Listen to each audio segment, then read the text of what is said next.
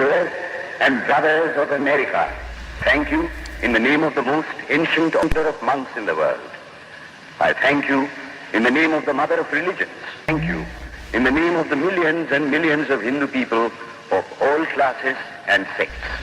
My thanks also to some of the speakers on this platform who, referring to the delegates from the Orient, have told you that these men from far-off nations may well claim the honor of bearing to different lands the idea of toleration.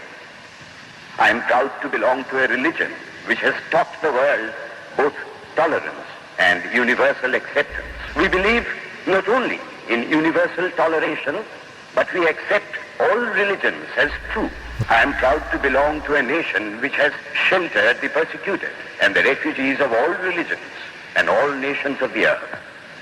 I am proud to tell you that we have gathered in our bosom the purest remnant of the Israelites who came to southern India and took refuge with us in the very year in which their holy temple was shattered to pieces by Roman tyranny. I am proud to belong to the religion which has sheltered and is still fostering the remnant of the grand Zoroastrian nation.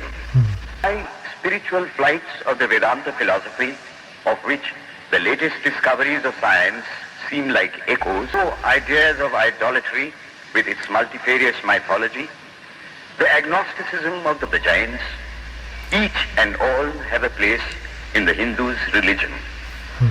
Where then, the question arises, where is the common center to which all these widely diverging radii converge?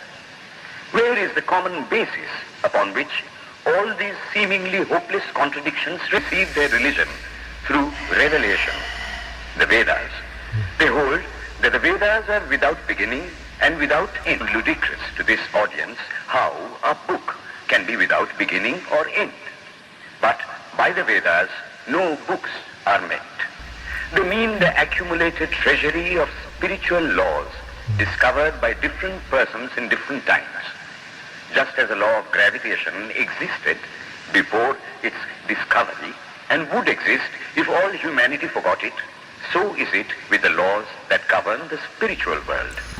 The moral, ethical, and spiritual relations between soul and between individual spirits and the Father of all spirits were there before their discovery and would remain even if the discoverers of these laws are called rishis, and we honor them as perfected beings.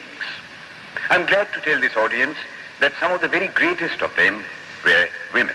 Laws, as laws, may be without end, but they must have had a beginning.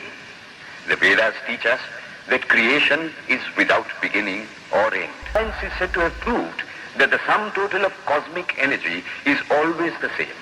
Then, if there was a time when nothing existed, where was all this manifested energy?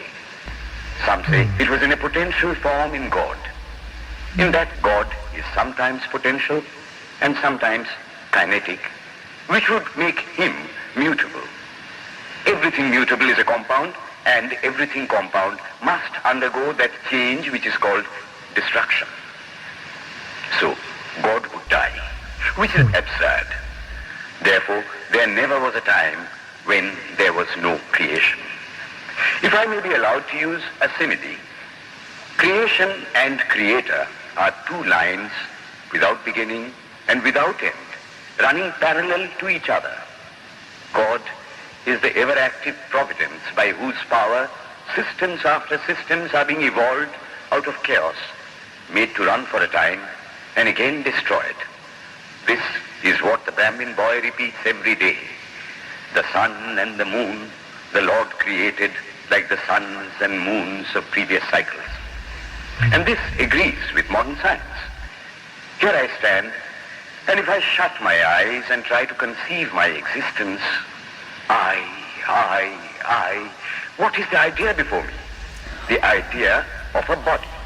Am I then nothing but a combination of material substances? As declare, no. I am a spirit living in a body. I am not the body.